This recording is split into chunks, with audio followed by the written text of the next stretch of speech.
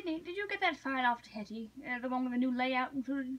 Yes, and she said she would get right on it. Well, we can only hope so. Well, I suppose that's all for today. Thank you for staying so late so we could, get all this paperwork straightened out. Sure. I must say I wasn't expecting you to take the news this well, but I'm quite proud of you for it. What news? Do be specific, Sydney. You know how tiresome I find nebulous comments. Sorry, I meant the news about the maidens going behind your back with this new read-aloud. I expected you to take action immediately, but it's been weeks now, and you've been very calm, just going about business as usual. I just wanted to say I'm impressed. Oh, yes, well, I decided to be the bigger person in the situation and put it behind me for the good of everyone. Besides, the read-aloud has been a success so far, and a success for them is a success for me, so I even sent them an enormous gift to smooth over the rough patches of our relationship. Really? What kind of, wait, what's that? What? What's that footage you're watching? Is that the maiden's kitchen? I'm sure I know what you mean. Wait a minute. You sent them a gift? Yes, an espresso maker, incidentally. And you sent it as a peace offering? Well, they certainly thought so. They set it up right away and been using it all day. And how do you know that? Oh, well, because it included a camera and listening device. What?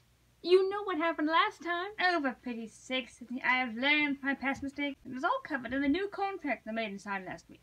See, paragraph D clearly states, and I quote, that the librarian has full legal rights to take any action needed for the benefit and success for the maiden's blog. End of quote.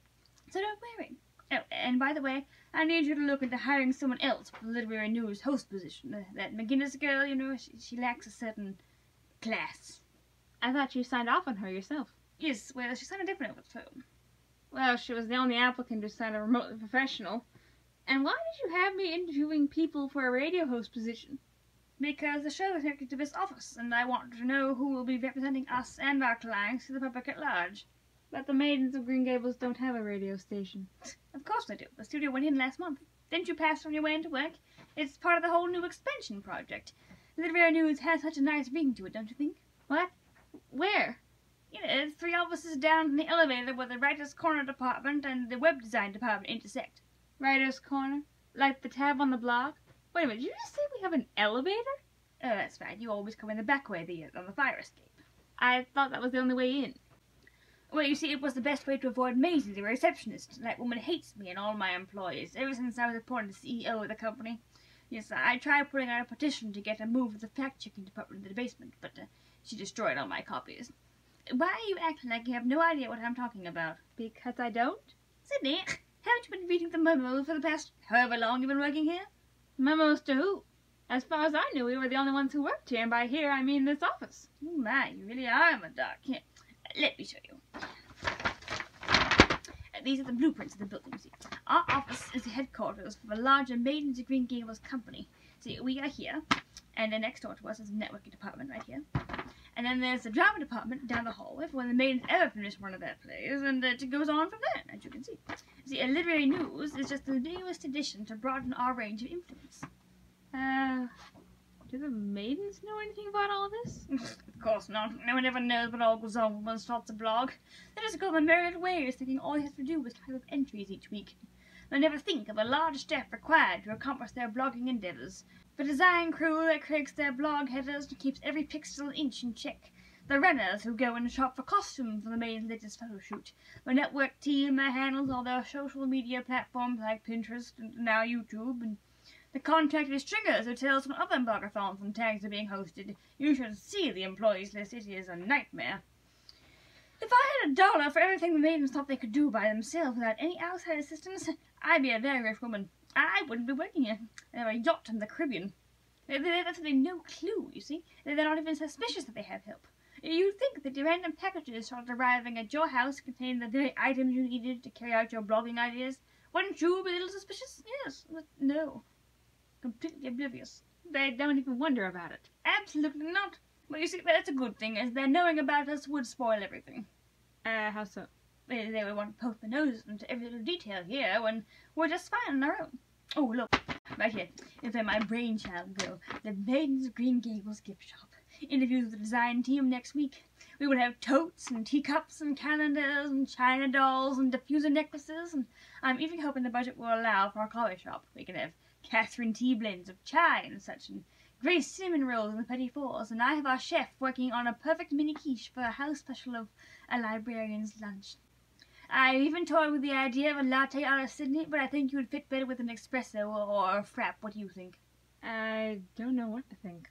Well, I want a 3-page report with all your ideas and comments and criticisms on my desk Monday morning. And remember, Sydney, you signed a strict confidentiality agreement when you started here. That means no word about this to anyone, especially the maidens. Are we clear on that? Yes, ma'am. So, what's the company called? Maidens of Green Gables and Co. Well, good night, Sydney. Good night. All I wanted was a summer internship. What have I gotten myself into? Huh. Well, at least I can start taking the elevator.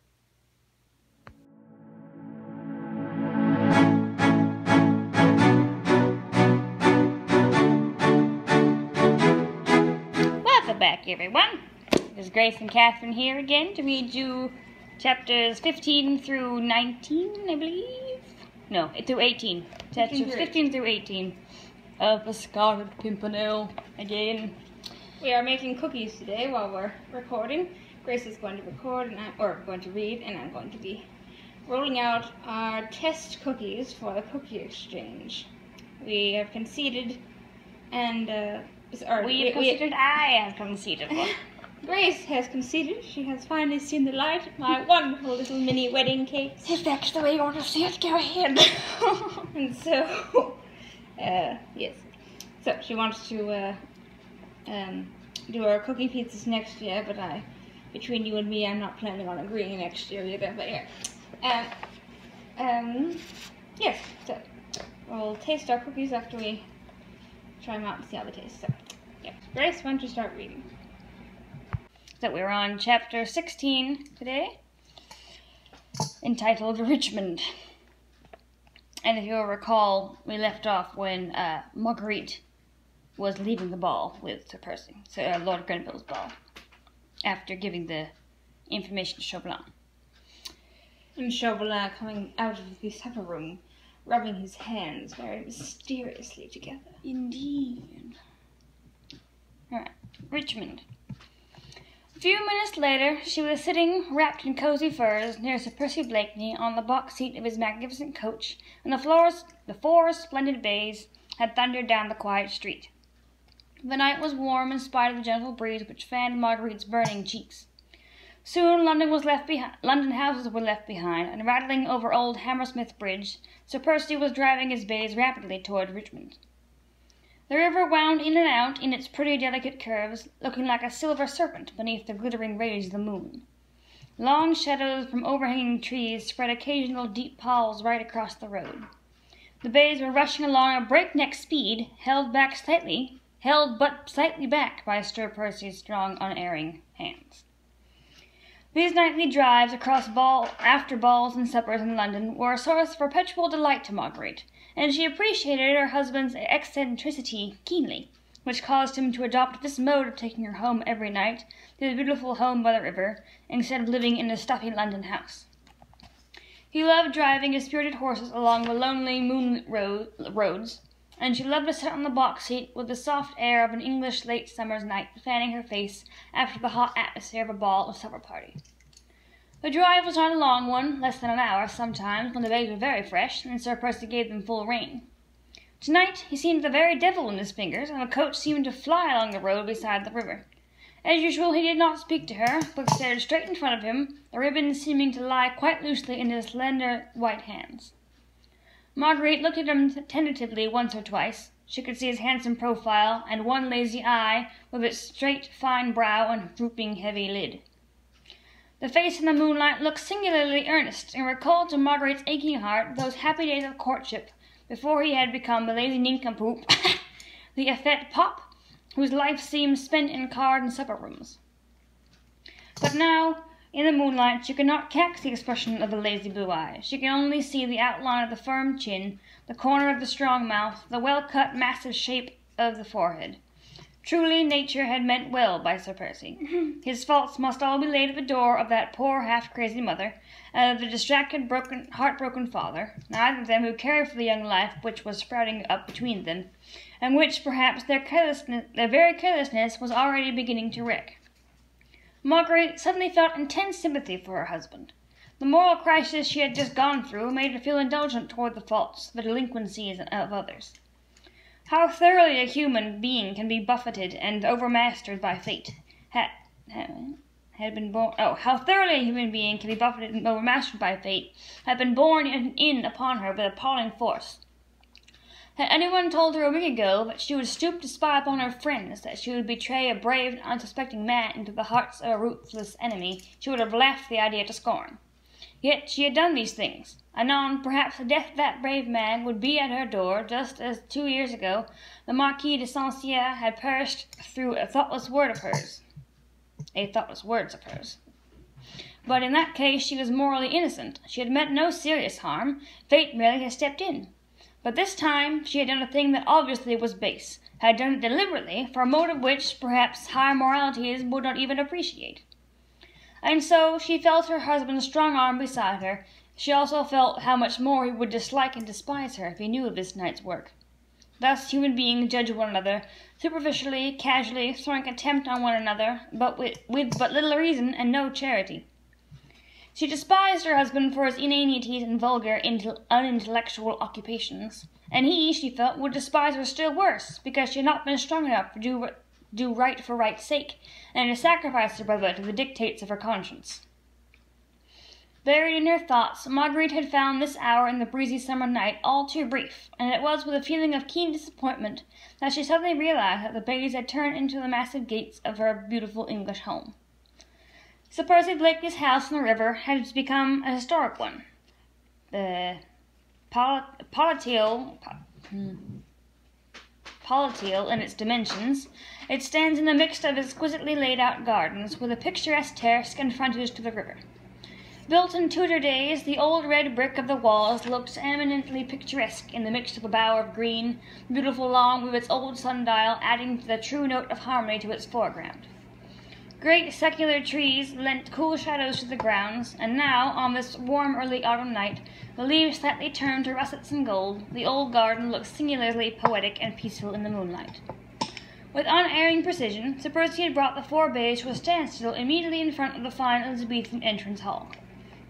In spite of the lateness of the hour, an army of grooms seemed to have emerged from the very ground as the coach had thundered up, and were standing respectfully round.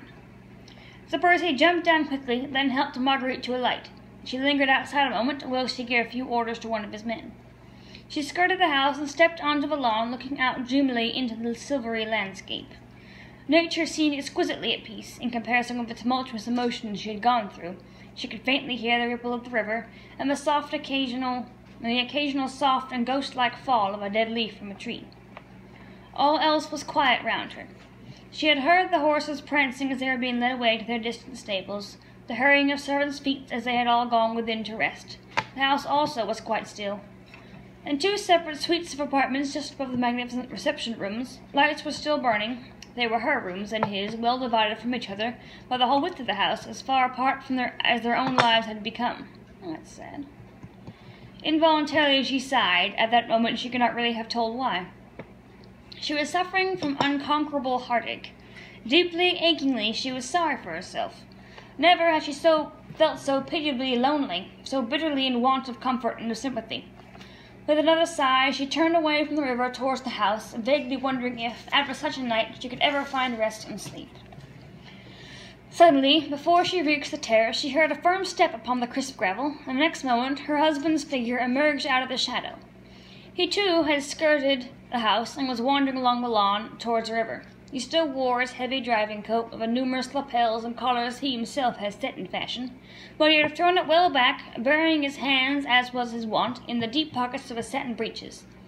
The gorgeous white costume he had worn at Lord Grenville's ball, with its jabot of priceless lace, looked strangely ghostly against the dark background of the house. He apparently did not notice her, for after a few moments' pause, he presently turned back toward the house and walked straight up to the terrace. "Sir Percy!" He already had one foot on the lowest of the terrace's steps, but at her voice he started and paused, then looked searchingly into the shadows whence she had called to him. She came forward quickly into the moonlight, and as soon as he saw her, he said, with that air of consummate gallantry he always wore when speaking to her, "At your service, madame." But his foot was still on the step, and in his whole attitude there was a remote suggestion, distinctly visible to her, that he wished to go, and had no desire for a midnight interview. "The air is deliciously cool," he said, "and the moonlight peaceful and poetic, and the garden inviting. Will you not stay in it a while? The hour is not yet late. Or is my company so distasteful to you that you are in a hurry to rid yourself of it?" "Nay, madam," he rejoined placidly, "but 'tis on the other foot the shoe happens to be, and I warrant you'll find the midnight air more poetic without my company. No doubt the sooner I remove the obstruction, the better your ladyship will like it." He turned once more to go. "I protest you mistake me, Miss Sir Percy," she said hurriedly, and drawing a little closer to him. "The estrangement which, alas, has risen between us was not of my making, remember." "Begad, you must pardon me there, madam," he protested coldly. "My memory was always of the shortest." He looked her straight in the eyes with that lazy nonchalance which had become second nature to him. She returned his gaze for a moment, then her eyes softened as she came up quite close to him to the foot of the terrace steps. "Of the shortest, Sir Percy? Faith, how it must have altered! Was it 3 years ago or 4 when you saw me for 1 hour in Paris on your way to the East? When you came back 2 years later you had not forgotten me." She looked divinely pretty as she stood there in the moonlight, with the fur cloak sliding off her beautiful shoulders, the gold embroidery on her dress shimmering around her, her childlike blue eyes turned up fully at him. He stood for a moment, rigid and still, but for the clenching of his hand against the stone balustrade of the terrace. "You desired my presence, madam," he said frigidly. "I take it was not with a view to indulging in tender reminiscence." His voice certainly was cold and uncompromising, his attitude before her stiff and unbending. Womanly decorum would have suggested that Marguerite should return coldness for coldness, and should sweep past him without another word, only with a curt nod of her head. The womanly instinct suggested that she should remain, that keen instinct which makes the beautiful woman conscious of her powers long to bring to her knees the one man who pays her no homage.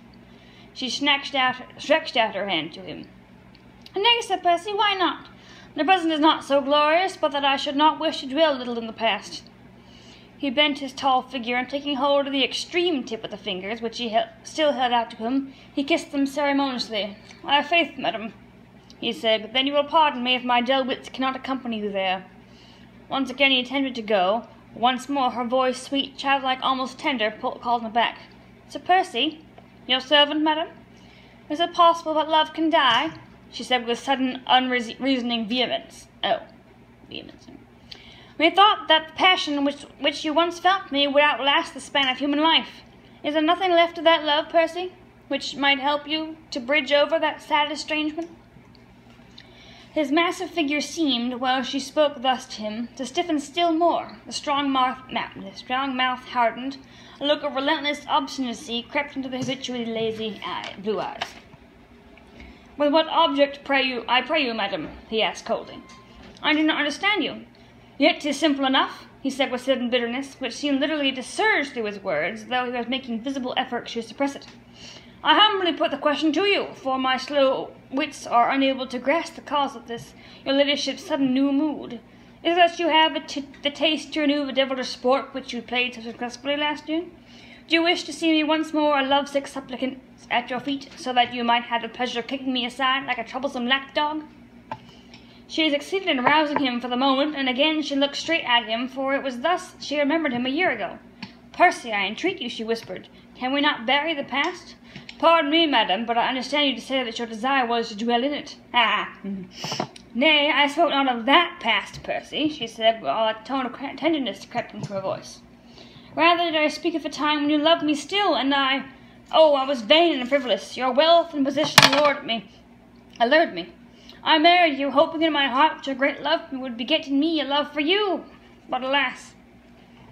The moon had sunk low down behind a bank of clouds. In the east a soft grey light was beginning to chase away the heavy mantle of the night. He could only see her graceful outline now, the small queenly head with its wealth of reddish golden curls, and the glittering gems forming the small star-shaped red flower which she wore as a diadem in her hair. 24 hours after our marriage, madame, the Marquis de Saint-Cyr and all his family perished in the guillotine, and a popular rumour reached me that it was the wife of Sir Percy Blakeney who helped to send them there. Nay, I told you the truth of that odious tale. Not till after it had been recounted to me by strangers, with all its horrible details. And you believed them then and there, she said with a great vehemence, without a proof or question, and you believed that I, whom you vowed you loved more than life, whom you professed you worshipped, that I could do such a thing so base that these strangers chose to recount. You thought I meant to deceive you about it all, that I ought to have spoken before I married you. Yet, had you listened, I would have told you that up to that very moment on which Saint-Cyr went to the guillotine, I was straining every nerve, using every influence I possessed to save him and his family. But my pride sealed my lips when your love seemed to perish, as if under the knife of that same guillotine. Yet I would have told you how I was duped. I whom that same popular rumour had endowed with the sharpest wits in France. I was tricked into doing this thing by men who knew how to play upon my love, my only brother, and my desire for revenge. Was it unnatural? Her voice became choked with tears. She paused for a moment or two, trying to regain some sort of composure. She looked appealingly at him, almost as if he were her judge. He had allowed her to speak on in her own vehement, impassioned way, offering no comment, no word of sympathy, and now, while she paused, trying to swallow down the hot tears that gushed to her eyes, he waited, impassive and still. The dim grey light of early dawn seemed to make his tall form look taller and more rigid. The lazy, good-natured face looked strangely altered. Marguerite, excited as she was, could see that the eyes were no longer languid, the mouth no longer good-humoured and inane. A curious look of intense passion seemed to glow from beneath his drooping lids. The mouth was tightly closed, the lips compressed, as if the will alone held that surging passion in check.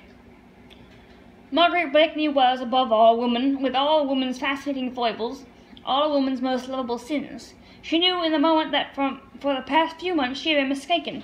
This man, who stood here before her, cold as a statue, when a musical voice struck upon his ear, loved her, as he had loved her a year ago, that his passion might have been dormant, but that it was there, as strong, as intense, as overwhelming, as when first her lips met his in one long, maddening kiss. Pride had kept him from her, and womanlike she meant to win back that conquest which had been hers before. Suddenly it seemed to her that the only happiness life could ever hold for her again would be in feeling that man's kiss once more upon her lips. "Listen to the tale, Sir Percy," she said, and her voice was now low, sweet, infinitely tender. "Armand was all in all to me. We had no parents, and brought one another up. He was my little father, and I, his tiny mother. We loved one another so. Then one day, do you mind me, Sir Percy? The Marquis de Saint-Cyr had my brother Armand thrashed by his lackeys, that brother whom I loved better than all the world, and his offence, that he, a plebeian, had dared to love the daughter of the aristocrat. For that he was waylaid and thrashed like a dog within an inch of his life. Oh, how I suffered! His humiliation had eaten into my very soul. When the opportunity occurred and I was able to take my revenge, I took it. I had only thought to bring that proud Marquis to trouble and humiliation. He plotted with Austria against his own country. Chance gave me knowledge of this. I spoke of it, but I did not know. How could I have guessed? They trapped and duped me. When I realized what I had done, it was too late." "It is perhaps a little difficult, madam," said Sir Percy, after a moment of silence between them, "to go back over the past.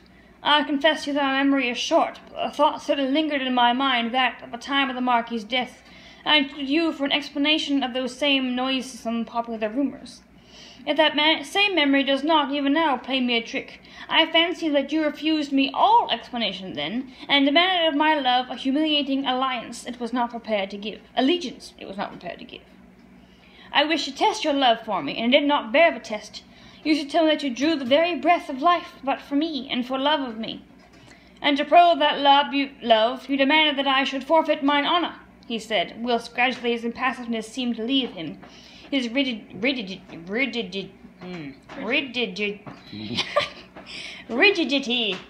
to relax. That I should accept without murmur or question as a dumb, submissive slave every action of my mistress. My heart overflowing with love and passion, I asked for no explanation. I waited for one, not doubting, only hoping. Had you spoken but one word from you, I would have accepted any explanation and believed it. But you left me without a word, beyond a bald confession of the actual horrible facts. Proudly you returned to your brother's house, and left me alone, for weeks, not knowing now in whom to believe, since the shrine which contained my one illusion lay shattered to earth at my feet. She need not complain now that he was cold and impassive. His very voice shook with an intensity of passion which he was making superhuman efforts to keep in check. "Ay, the madness of my pride," she said sadly. "Hardly had I gone, already I had repented. But when I returned, I found you, oh, so altered, wearing already that mask of somnolent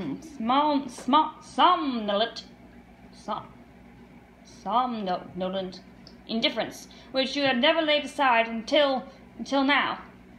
She was so close to him that her soft, loose hair was wafted against his cheek.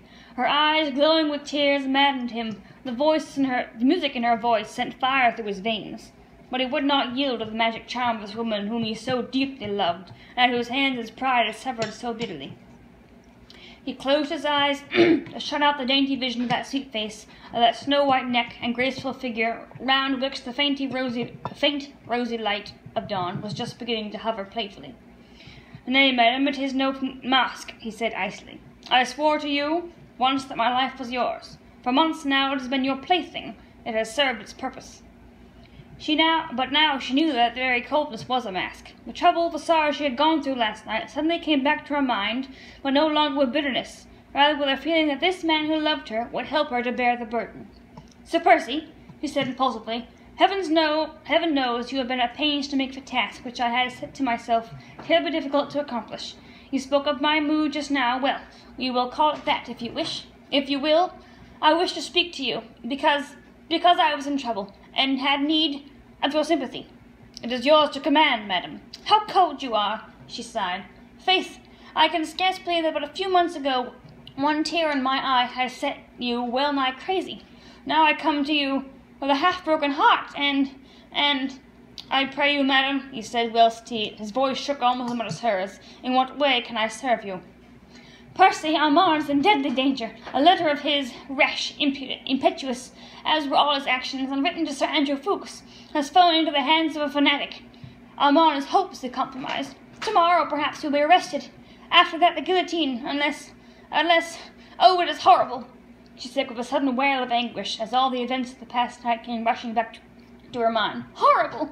And you do not understand. You cannot, and I have no one to whom I can turn for help or even for sympathy." Tears now refused to be held back. All her trouble, her struggles, the awful uncertainty of Armand's fate overwhelmed her. She taught her ready to fall, and leaning against the stone balustrade, she buried her face in her hands and sobbed bitterly. At first mention of Armand St. Just's name, and of the peril in which he stood, Sir Percy's face had become a shade more pale, and the look of determination and obstinacy appeared more marked than ever between his eyes. However, he said nothing for the moment, but watched her, as her delicate frame was shaking with sobs, watched her until unconsciously his face softened, and what looked almost like tears seemed to glisten in his eyes.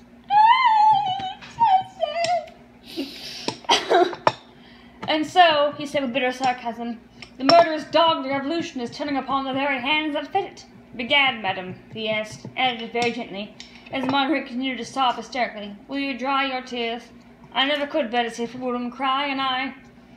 Instinctively, with sudden overmastering passion at the sight of her helplessness and of her grief, he stretched out his arms, and the next would have seized her and held her to him, protected from every evil of his life, his very heart's blood. But pride had the better of it in this struggle once again. He restrained himself with a tremendous effort of will, and said coldly, though still very gently, "Will you not turn to me, madam, and tell me if that way I may have the honour to serve you?" She made a violent effort to control herself, and turning her tear-stained face to him, she once more held out her hand, which he kissed with the same punctilious gallantry. But Marguerite's fingers this time lingered in his hand for a second or two longer than was absolutely necessary. And this was because she had felt that his hand trembled perceptibly and was burning hot, whilst his lips felt as cold as marble. Can you do aught for Armand?" she said sweetly and simply. "You have so much influence at court, so many friends." "Nay, madam, should you not rather seek the influence of your French friend, Monsieur Chauvelin? His extends, if I mistake not, even as far as the Republican government of France. I cannot ask him, Percy. Oh, I wish I had dared to tell you, but he has put a price on above his head which..." She would have given worlds if she had felt the courage then to tell him everything. All she had done that night, how she had suffered, and how her hand had been forced.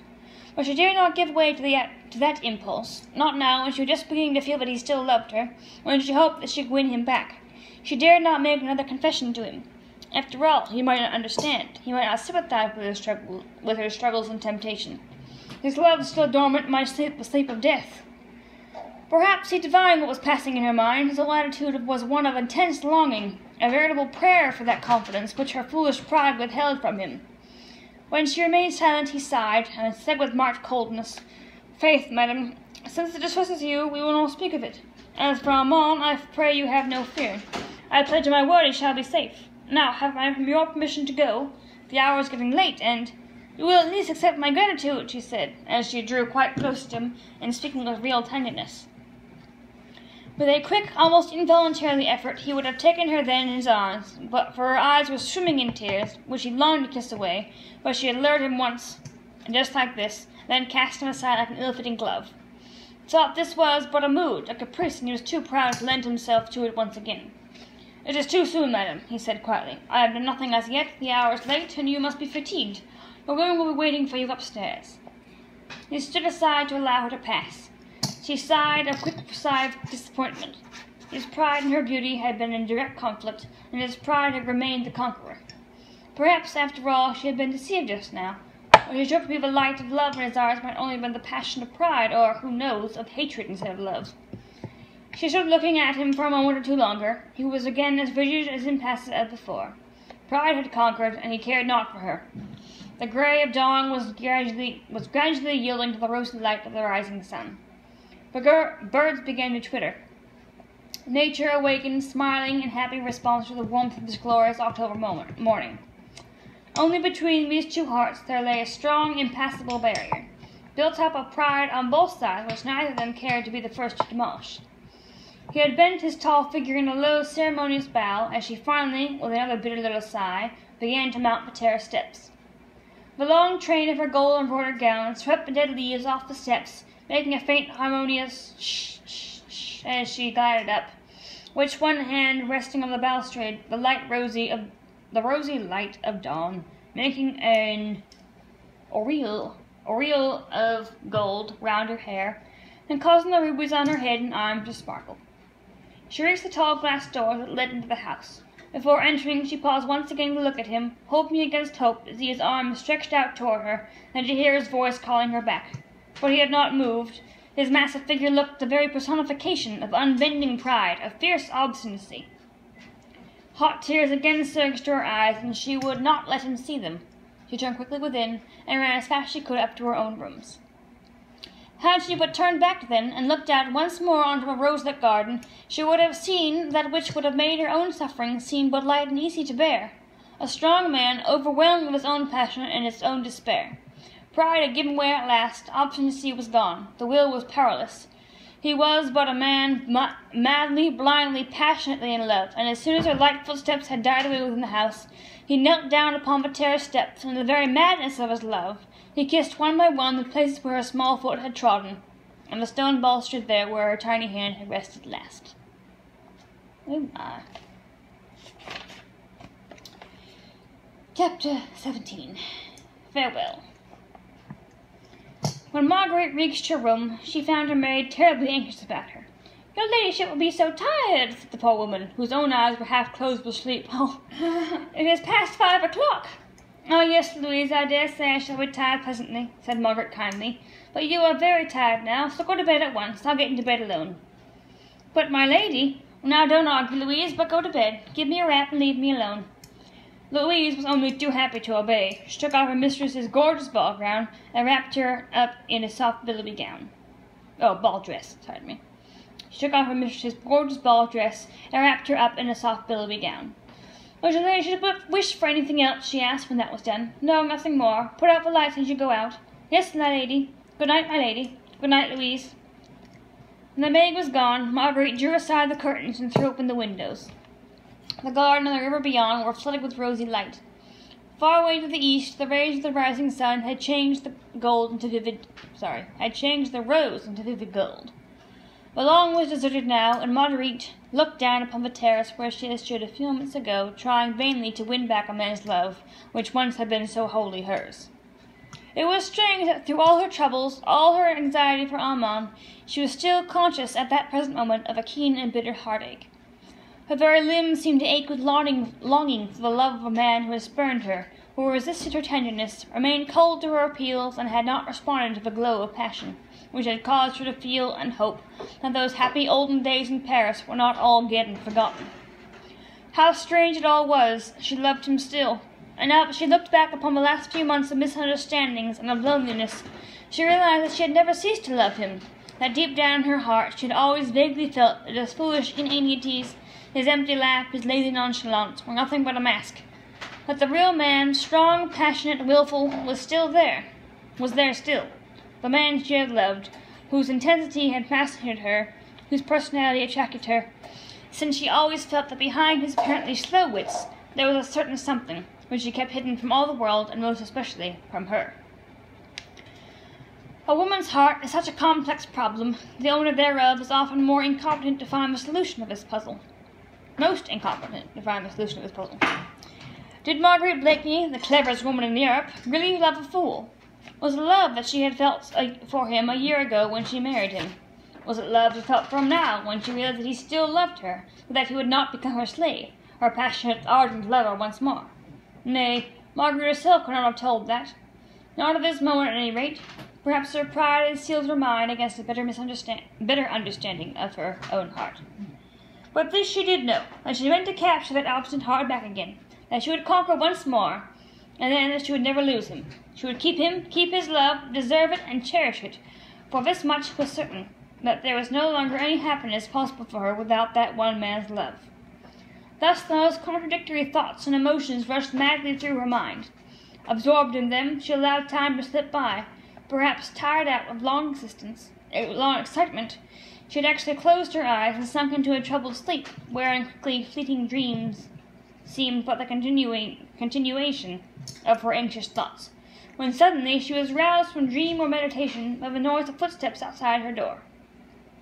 Nervously she jumped up and listened. The house itself was as still as ever. The footsteps had retreated. Through her wide-open window the brilliant rays of the morning sun were flooding her room with light. She looked up at the clock. It was 6:30, too early for any of the household to be already astir. She certainly must have dropped asleep, quite unconsciously. The noise of the footsteps, also of hushed, subdued voices, had awakened her. What could they be? Gently, on tiptoe, she crossed the room, opened the door to listen. Not a sound, that particular stillness in the early morning, when sleep with all mankind is at its heaviest. But the noise had made her nervous, and when suddenly at her feet, on the very doorstep, she saw something white lying there. A letter, evidently. She hardly dared touch it. It seemed so ghost-like. It certainly was not there when she came upstairs. Had Louise dropped it? Or was some tantalizing spook at play, showing her fairy letters where none existed? At last she stooped to pick it up, and amazed, puzzled beyond measure, she saw that the letter was addressed to herself, in her husband's large, business-like-looking hand. What could he have to say to her in the middle of the night which could not be put off until the morning? She tore open the envelope and read, "A most unforeseen circumstance caused me to leave you for the north immediately, so I beg your ladyship's pardon if I do not avail myself of the honour of bidding you good-bye. My business may keep me employed for about a week, so I shall not have the privilege of being present at a ladies' water party on Wednesday. I remain your ladyship's most humble and most obedient servant, Percy Blakeney." Marguerite most suddenly had been imbued with her husband's slowness of intellect, for she had perforce to read the few simple lines over and over again before she could fully grasp their meaning. She stood on the landing, turning over and over in her hand this curt and mysterious epistle, her mind a blank, her nerves strained with agitation, and a presentiment she could not very well have explained. Sir Percy owned considerable property in the north, certainly, and it was often gone there alone and stayed away a week at a time, but it seemed so very strange that circumstances should have risen between 5 and 6 o'clock in the morning that compelled him to start in this extreme hurry. Vainly she tried to shake off an unaccustomed feeling of nervousness. She was trembling from head to foot. A wild, unconquerable desire seized her to see her husband again, at once, if only he had not already started. Forgetting the fact that she was only very lightly clad in a morning wrap and that her hair lay loose there at her shoulders, she fled down the stairs, right through the halls toward the front door. It was as usual barred and bolted, for the indoor servants were not yet up, but her keen ears had detected the sound of horses, and the pawing of a horse's hoof against the flagstones. With nervous, trembling fingers, Marguerite undid the bolts one by one, bruising her hands, hurting her nails, for the locks were heavy and stiff. But she did not care. Her whole frame shook with anxiety at the very thought that she might be too late, and he might have gone without her seeing him and bidding him Godspeed. At last she turned the key and thrown open the door. Her ears did not deceive her. A groom was standing close by, holding a couple of horses, one of which was Sultan, Sir Percy's favourite and swiftest horse, saddled ready for a journey. The next moment, Sir Percy himself appeared round the further corner of the house,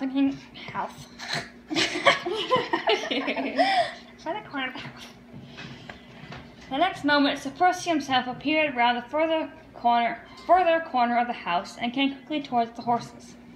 He had changed his gorgeous ball costume, and was, as usual, irreproachably and richly apparelled in a suit of fine cloth, with lace jabot and ruffles, high top boots, and riding breeches. Marguerite went forward a few steps. He looked up and saw her. A slight frown appeared between his eyes. "You are going?" she asked quickly and feverishly. "Whither?"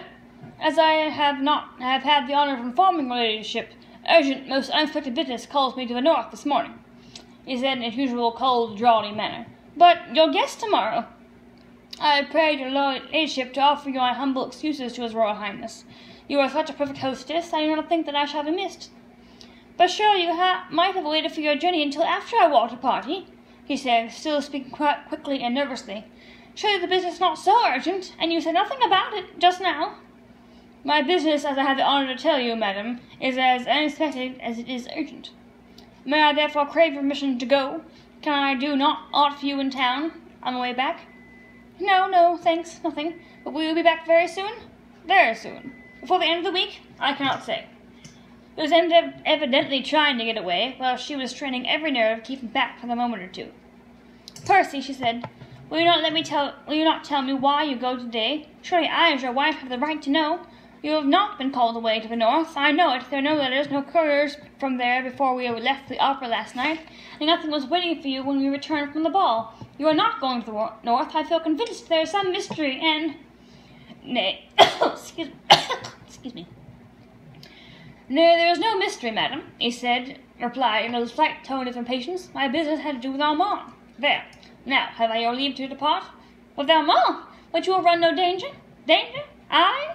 Nay, madam. Your solicitude does me honour. As you say, I have some influence. My intention is to exert it before it is too late." "Will you allow me to thank you, at least?" "Nay, madam," he said coldly, "there is no need for that. My life is at your service, and I am already more than repaid." "And mine will be at yours, Sir Percy, if you would but accept it in exchange for what you do for Armand," she said as impulsively she stretched out both her hands to him. "There, I will not detain you. My thoughts go with you. Farewell." How lovely she looked in this morning sunlight, with her ardent hair streaming around her shoulders. He bowed very low and kissed her hand. She felt the burning kiss, and her heart thrilled with joy and hope. "You will come back?" she said tenderly.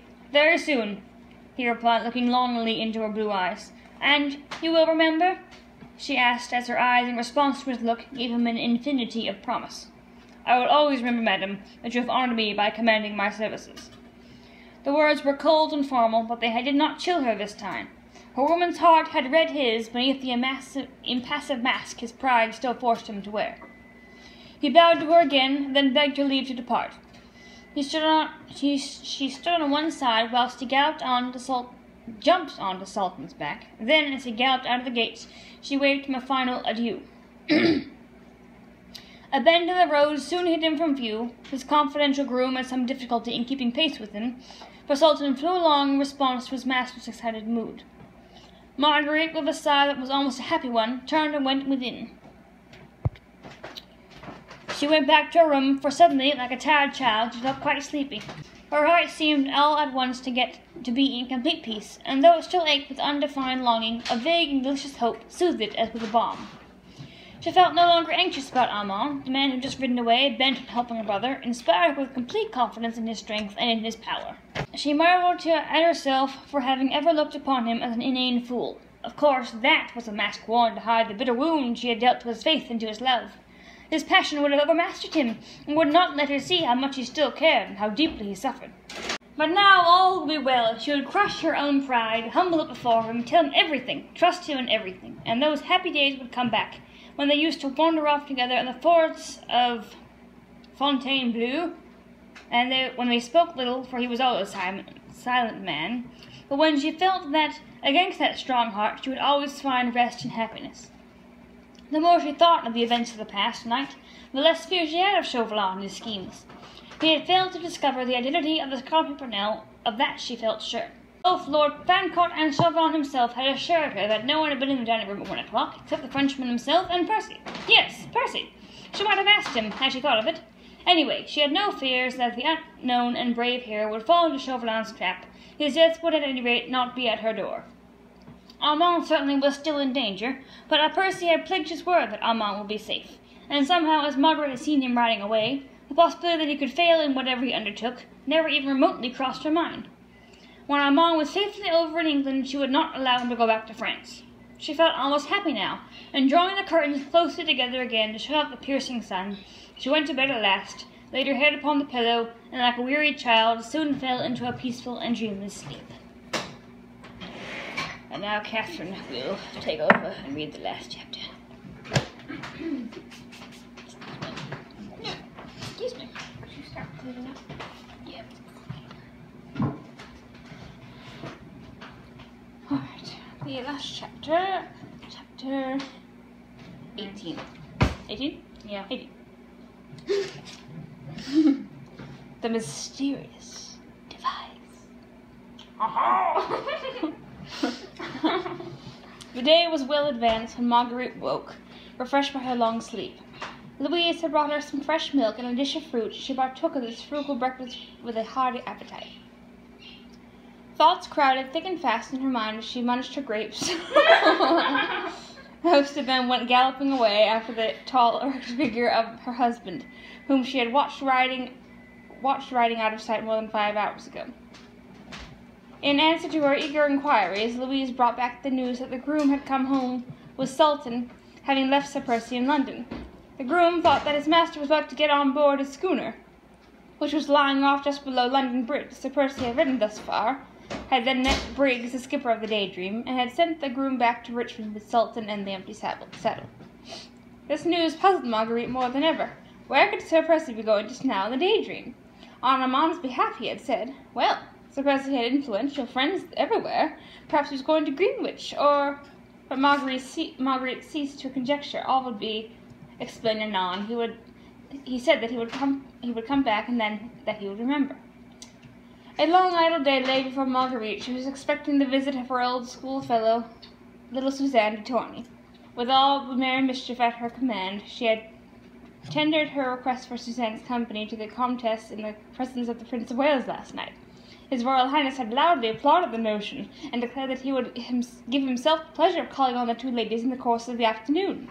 The Comtesse dared not refuse, and then there was entrapped into the promise of sending little Suzanne to spend a long, happy day at Richmond with her friend.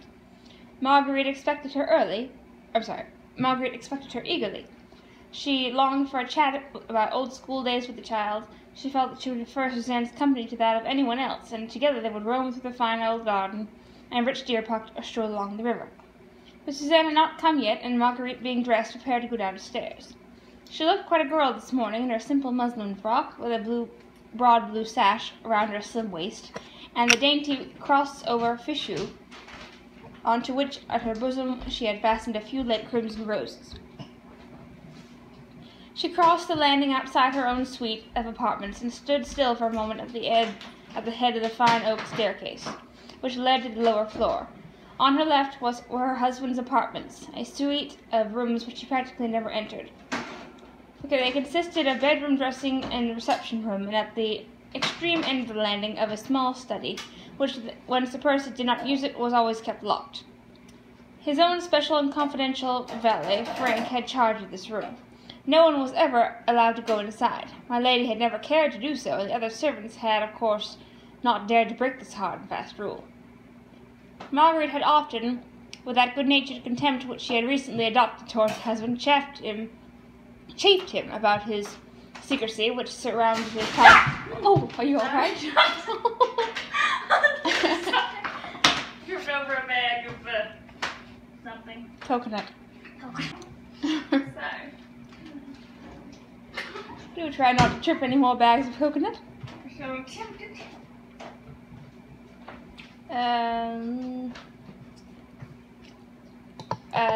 Margaret had often, with that good-natured contempt which she had recently adopted towards her husband, chaffed him about a secrecy.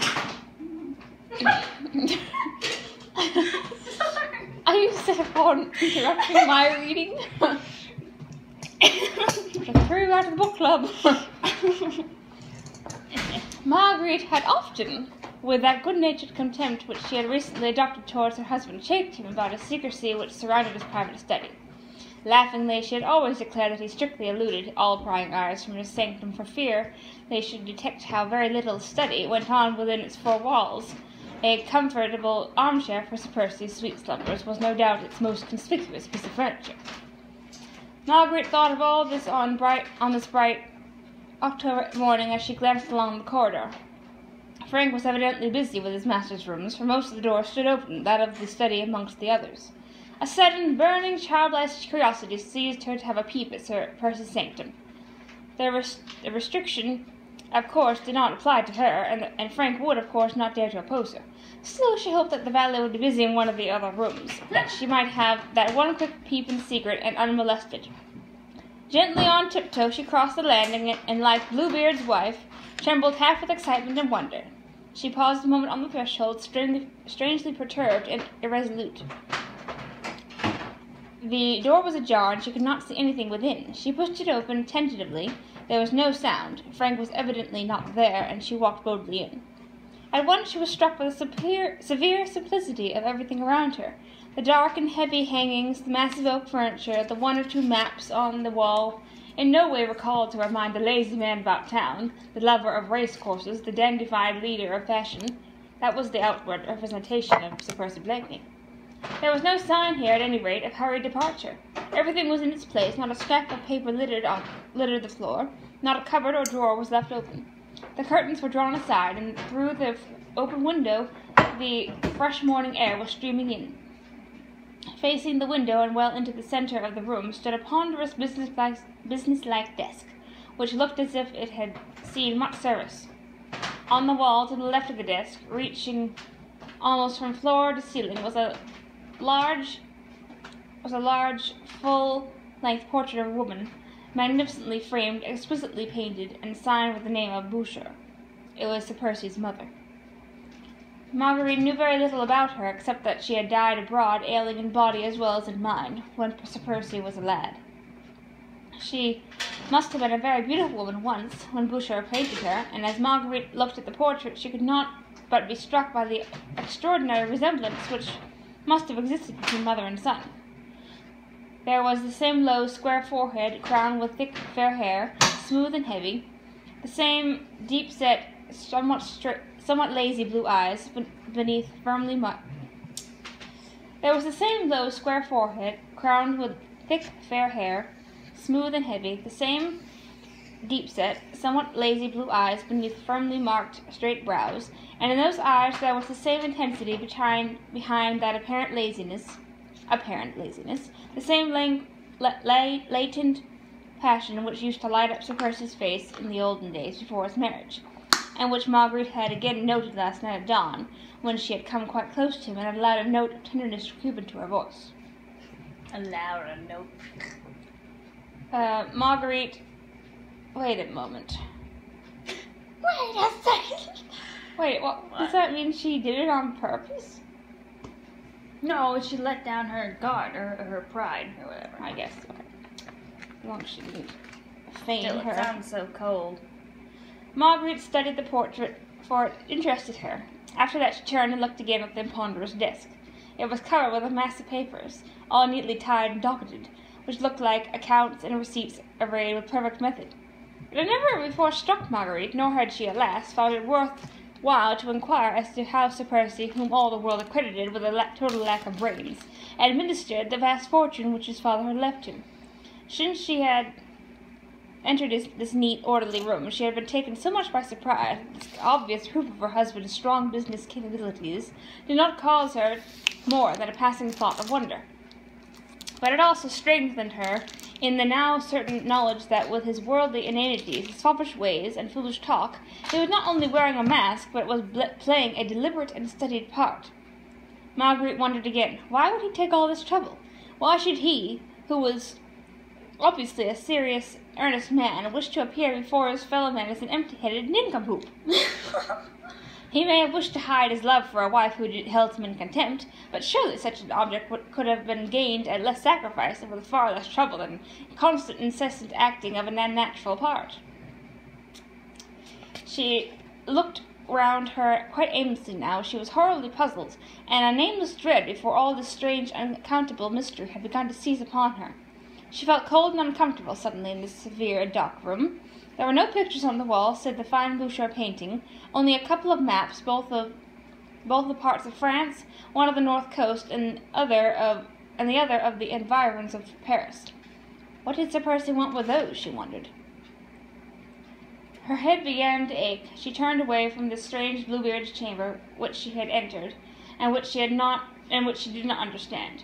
She did not wish Frank to find her here, and with a last look around, she once more turned to the door. As she did so, her foot knocked against a small object which had apparently been lying close to the desk on the carpet, and which now went rolling right across the room. She stooped to pick it up. It was a solid gold ring with a flat shield, on which was engraved a small device. Margaret turned it over in her fingers, and then studied the engraving on the shield. It represented a small star-shaped flower of a shape she had seen so distinctively twice before, once at the opera, and once at Lord Grenville's ball. No, Marguerite just seems a little dense, perhaps. Okay, so is that it? Does this mean she realizes it now, right? I hope so. Yes, I think so. Yes. She has to. Finally! Oh, it's wonderful. Oh my. Oh, it's so sad. Ugh, but it's getting better. Yeah, it is. It is. At least now she can realize that. Do you think he was serious when he said? Serious when he said, and you have cast me aside, that you didn't want me anymore? You know. He was serious? Do you think he was still playing his part, or do you think he was serious in thinking that she was trying to cast him off? I think a little bit of both.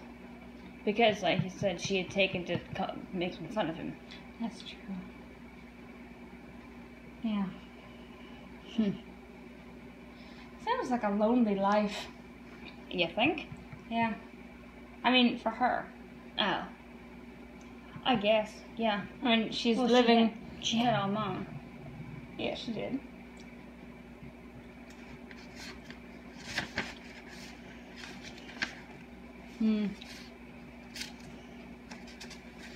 Her mother must have been very important to Sir Percy. Not that, but I mean, the fact that he still has a picture of her. Right, yeah, I wonder... must mean that, he remembers her, and has good memories with her, and it means a lot to him. I wonder if there's any talk about her in any of, if there's a prequel to this book. I wonder if there's any talk about the mother. Yeah, that would be interesting. Just imagine how sad that would be. Your mother goes insane. Yeah. And your father is distracted, obviously, by the mother going insane.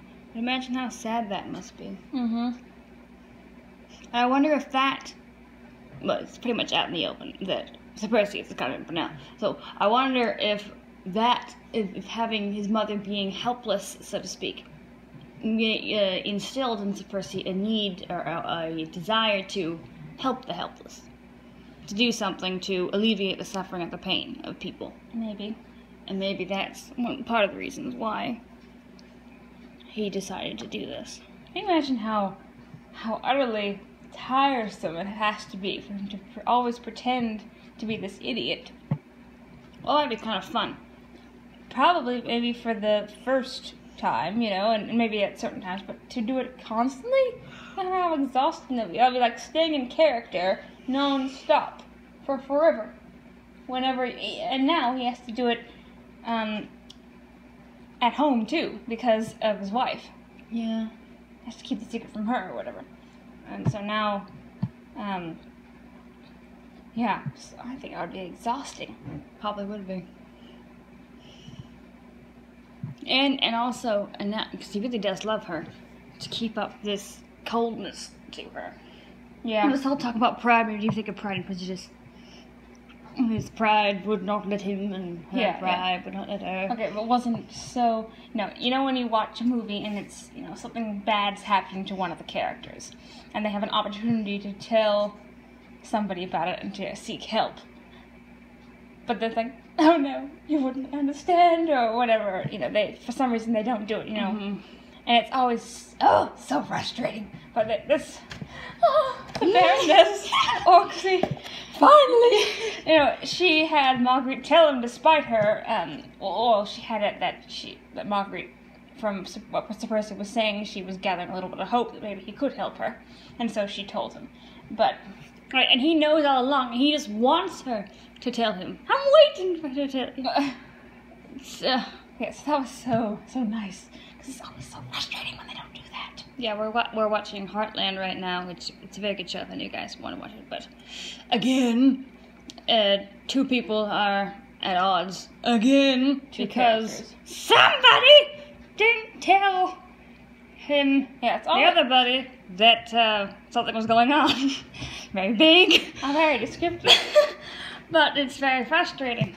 It's just drama, but still. Yeah, well, that's different, I think. No, when she had told him, it would not have happened. And the same thing, if she had told Sir Percy, he said right there, if you would immediately told me, I would have believed you. But you refused to tell me about the Marquis. And now it looks bad. And now it looks bad. And now, even though she may be innocent, or sounds like she is innocent. Because he didn't tell them, it looks suspicious. Yeah, it's a slander upon her character, or slur. Yeah, it's true. Well, it's very exciting. Indeed. So he's really getting it. Of course, now she'll do something stupid. It's so interesting to hear it, have the book be from Marguerite's perspective.